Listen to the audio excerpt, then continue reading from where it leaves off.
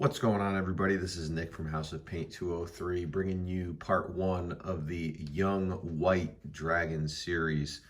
I've had a couple requests for this, believe it or not, and I'm going to show you how I bring this white dragon up with, so it doesn't look completely monotoned. So I'll show you the process for all that. Primarily going to be focusing on base coating and washing in this phase. But before I do, just a friendly reminder to smite like and slam subscribe so that you can stay up to date on all the latest content that I'm putting out there in my quest to paint the manual. We are back on the manual this week after a little break with Thanos last week. So let's jump right in. As you can see, this is the Young White, which I've primed in black. Debated for a while whether or not to do that. I know it's kind of ill-advised to prime something that you're gonna be painting white, or let's say yellow, in black, just because the contrast is just so harsh. But I do like priming in black just because it does help add to the depth of the miniature, at least in my opinion. So as you can see, pretty sweet wingspan, pretty sweet pose. Not unlike the other dragons, kind of rests on this bed of ice here. And the ice I have not primed in black. I might go back and do that before I paint it. But that is the base that I'll just keep off to the side for now, and we'll just focus on the main figure. So pretty straightforward. I'm going to be starting off on this figure with an all-over base coat of heavy blue gray. So heavy blue gray is a gray by Vallejo game color, and it is, just like it sounds. It's kind of a bluish gray. And I do like adding gray and blue tones to my white dragons, just to kind of add some of that contrast, add some of that depth. So that is the color that I'm going to be starting with. So I'm going to be showing you kind of a sped up version of that whole process right now.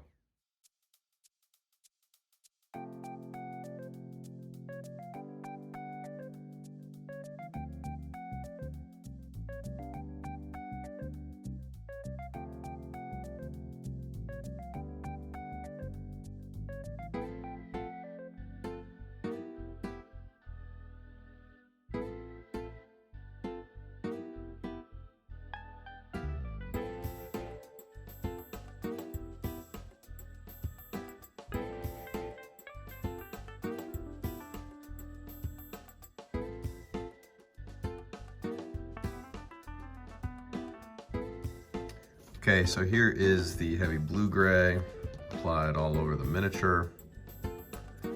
As you can see, some nice areas where some of the black primer is still visible underneath. And now what I'm going to be doing is I'm going to be taking a blue wash. So in this case, I'm going to be using Drakenhof Nightshade by Citadel. I'm going to be putting this wash all over the Young White. Loading up my brush fairly generously so that I can spread it around.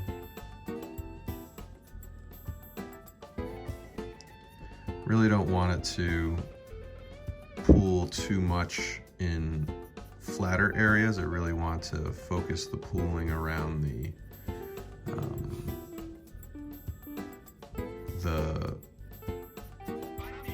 joints of the wing, where the wing meets, where the membrane meets muscle or bone.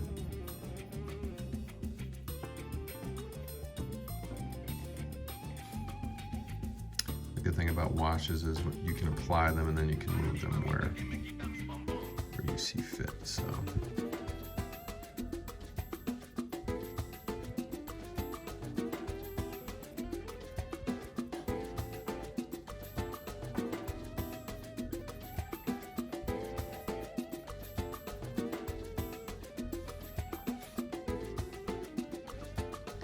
Blue wash actually provides a very, very nice contrast on the young white, so I want to establish that right under the base coat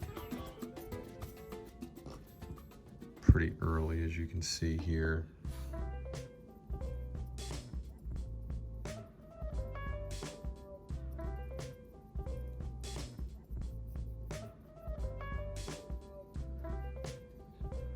Really want to get that nice pooling up against the, like I said, the joint where membrane meets bone or where membrane meets muscle. Really kind of add that shadow. And a lot of times you won't see what you're working with until the wash dries. If you have to go back in any areas and apply the shadow yourself, you can always do that. So it's really low risk, especially in a case where the model is pretty straightforward like this one, where I'm literally going to be applying this wash all over this guy right here. It'll also prevent the young white from looking monotone. Something I found difficulties I've had with white dragons and black dragons specifically is, you know, with black and white it's very hard to, you know, to add tones to the point where they don't just look like a kind of like a plastic action figure that you would find on the shelf. So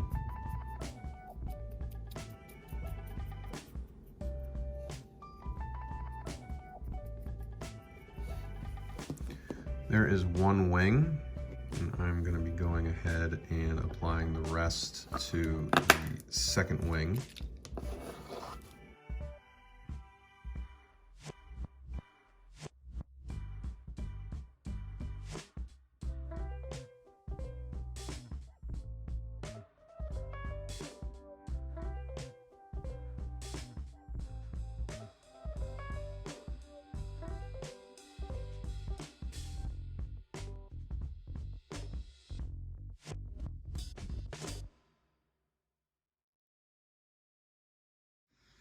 All right, so there is the blue wash applied all over the miniature here. All right, and underneath as well. Now, I'm not super concerned about underneath the miniature. I mean, I'm obviously going to, you know, pay close attention to it, but really the area of the model that's going to be on display is kind of the upper portion here. So what I really want to make sure now that the wash is dry is that there aren't spots without shadow that I really wanted to have shadow. And so, as I was mentioning before, the joints of the joints of the membranes and wings here, and you can see there's a nice, kind of a nice shadow right there going to the joints. And the other, the mid-tone highlights and the max highlights will, of course, only add to that contrast. So I think this is in a pretty good place here. And we are going to actually be stopping here for part one. So we have brought the young white, given it a nice base and wash, and we're ready to apply some midtones, which will be taking place in part two. But as always, I thank you for joining me. Information on how to follow me on all my social media platforms is immediately following the video. as is information on how to follow Dominic Marriott of Credit UK and Mike Donnarumma of MVD Studios. Thank you for watching, and I'll see you for the next one.